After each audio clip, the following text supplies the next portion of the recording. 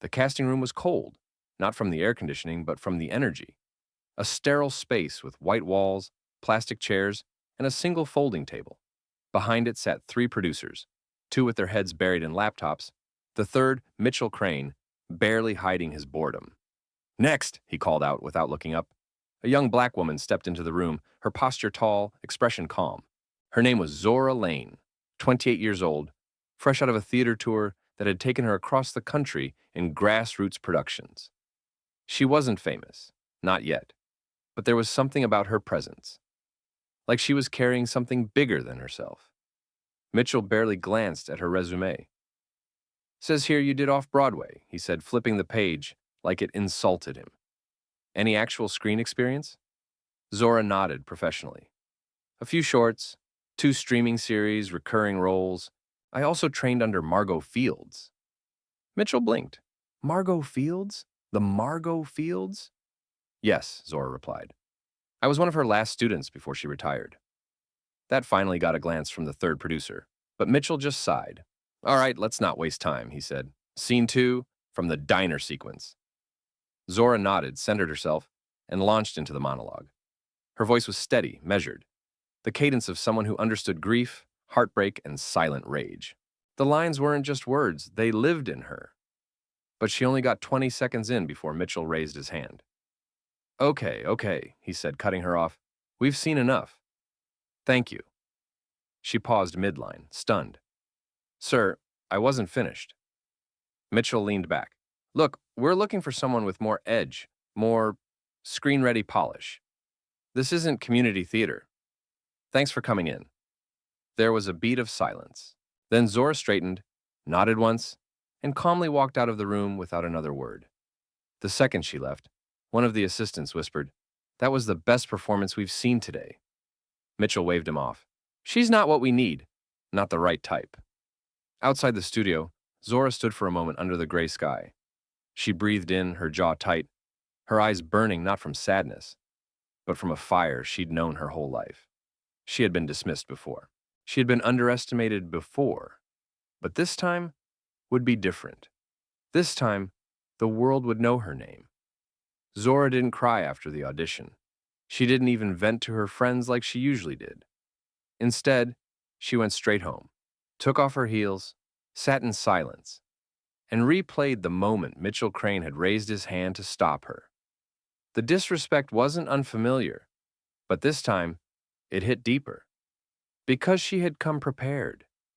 Not just with lines, but with legacy.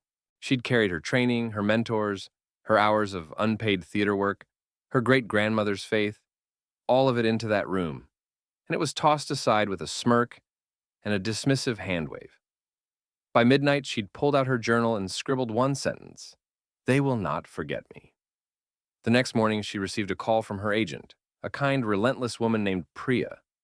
That series role didn't go through, she said gently, but there's an open casting for a small indie film. No big studio, but they're looking for raw talent. No names, just heart. Zora paused. What's it about? Grief, motherhood, race? A woman returning to her hometown after a tragedy. The script's unpolished, but it's got something. Send it to me. By nightfall, Zora had read the entire 98-page script in one sitting. It was unfiltered, messy in places, but real, uncomfortably real. The character's name was Naomi, a woman holding a family together while everything around her collapsed. Zora saw herself in Naomi's strength, her restraint, her quiet suffering.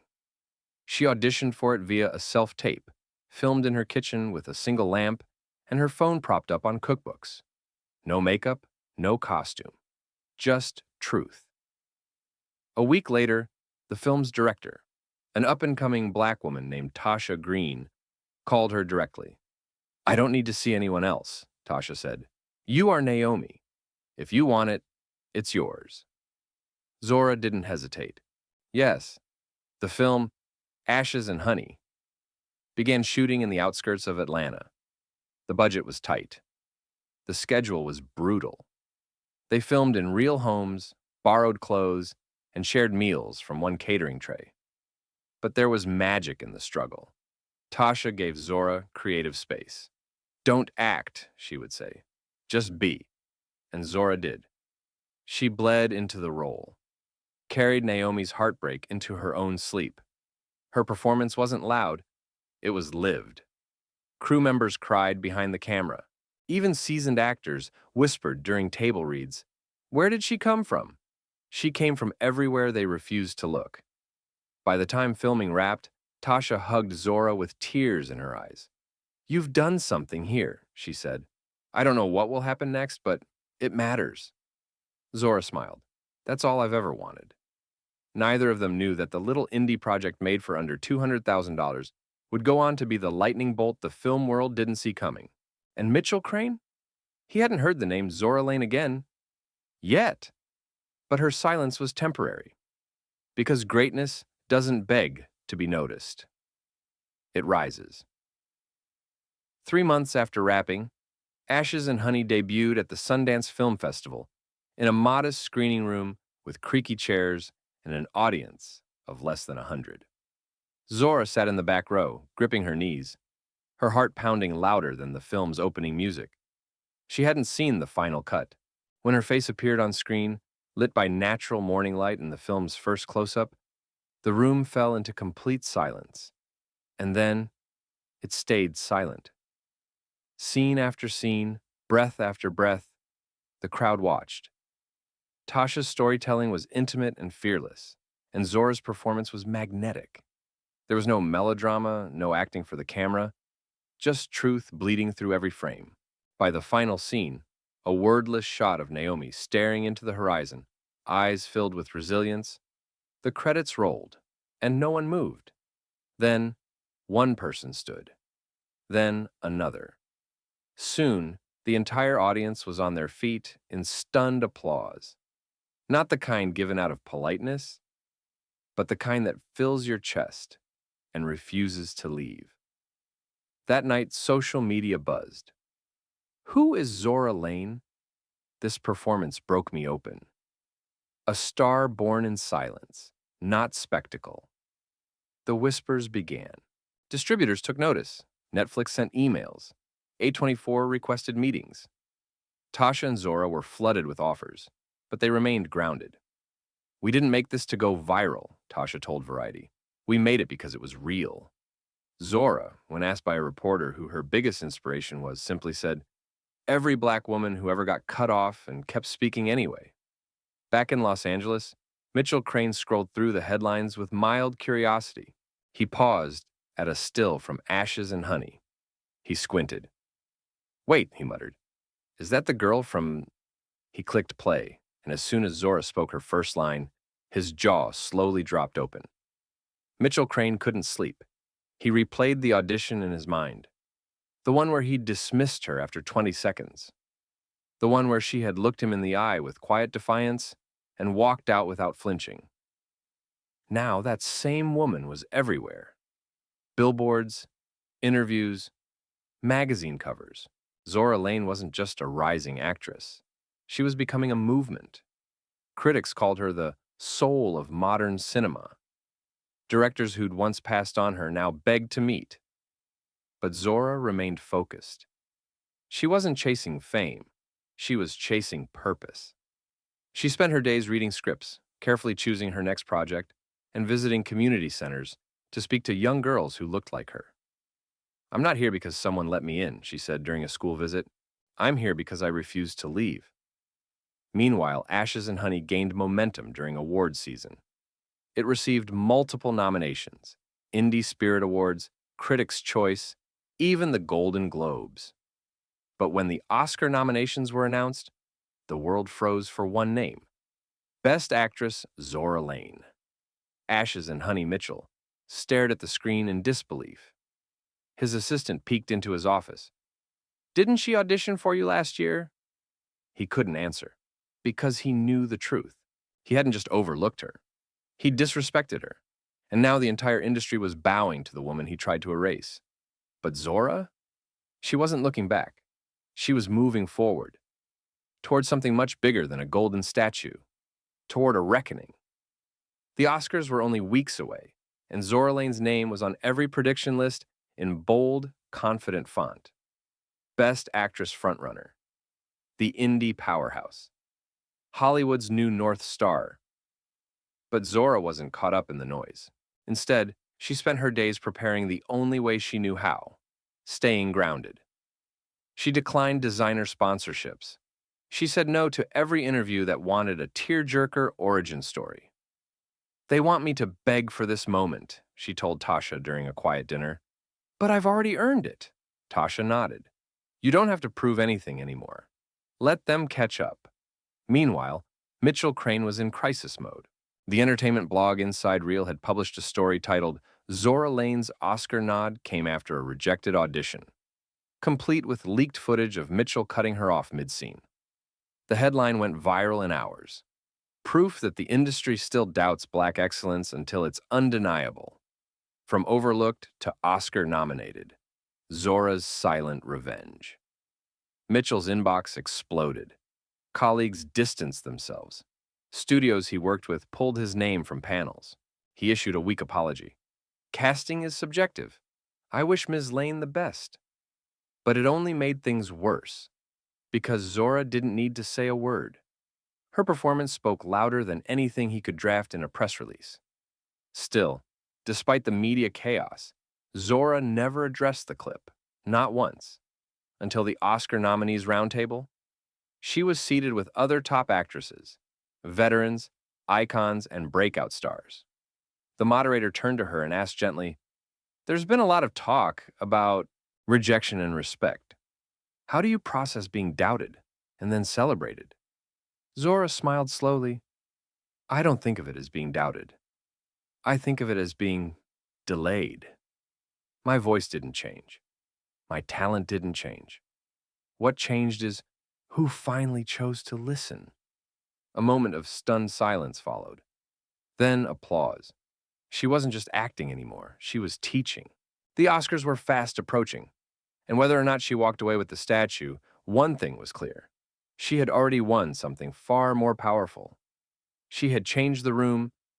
The night of the Oscars arrived like a golden storm, cameras flashing, fans screaming, gowns flowing like rivers of silk. But amid the glitter and spectacle, Zora Lane stepped out of her car in a sleek, understated black velvet gown with natural curls cascading over her shoulders. No diamonds, no loud statements, just elegance, quiet, commanding elegance. Reporters swarmed. "Zora, over here! What are you feeling tonight? Do you think you'll win?" She smiled gently and answered only once, "I already have." Inside the Dolby Theater, every nominee sat in anticipation, but all eyes kept drifting to her. Her name was etched into the night like prophecy. Mitchell Crane watched from his living room, alone.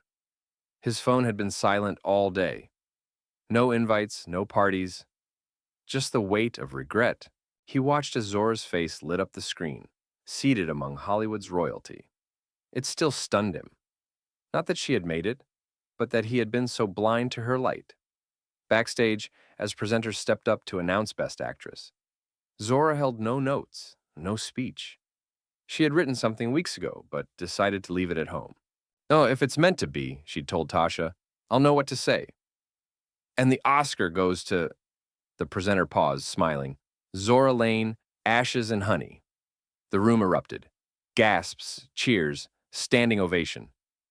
Zora stood slowly, hugged Tasha tightly, and walked to the stage with calm steps. No tears, no frantic awe. She took the statue like it was an old friend returning home. At the mic, she looked out over the sea of faces, producers, actors, directors, many of whom had ignored her once. Her voice was steady. "I was told once that I wasn't what they were looking for, that I didn't fit. I think what they meant was, they weren't ready." A murmur of emotion ran through the crowd. "But I'm not here tonight because I changed to fit. I'm here because I didn't."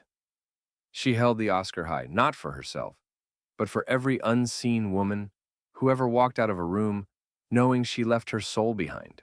To the girls in community theater, to the women waiting tables while memorizing lines, this isn't proof that you can do it. This is proof that you already are enough. You don't need permission. You need perseverance. And with that, She walked off the stage. Mitchell sat frozen. He reached for his remote, paused the screen on her face. She didn't need his approval anymore. She never had. She had become something bigger than a role. She had become a reminder. Months after her Oscar win, Zora Lane's life transformed. But she didn't. She turned down blockbuster roles that didn't speak to her values. She partnered with independent filmmakers, women-led crews, and studios focused on diversity without tokenism. When Vanity Fair asked why she wasn't chasing the spotlight harder, she answered, "I'm not here to stay visible. I'm here to make visibility normal." She launched a nonprofit, the Lane Project, dedicated to mentoring young Black performers and funding community theater programs in underserved neighborhoods. She visited schools. She funded acting classes. She sat in the back rows of high school plays and clapped louder than anyone. People began calling her the People's Actress. But Zora never wanted to be a symbol. She wanted to be a door. One quiet afternoon, as she was prepping for a new role in a powerful courtroom drama, her assistant entered the room, holding a note. "It's from Mitchell Crane," she said carefully. Zora paused, her breath catching for just a moment. It was a letter, handwritten. A full page. No excuses, no defenses. Just an apology. "I judged you before you spoke. I ignored what I didn't understand, and I missed out on witnessing greatness. I hope someday, if not forgiveness, at least reflection finds a place between us. I was wrong, completely." Zora folded the letter slowly and placed it in her desk drawer. She didn't respond. She didn't need to. Forgiveness was never about the person who failed you. It was about choosing not to carry their failure any longer. Years passed. Ashes and Honey became a staple in film schools. Zora continued acting, producing, mentoring. Her name grew, but her ego never did. And one day, a young Black actress stepped into a cold audition room in front of 3 jaded producers. She wore her hair natural. She held her head high, and she didn't flinch. Because she had seen someone like her win.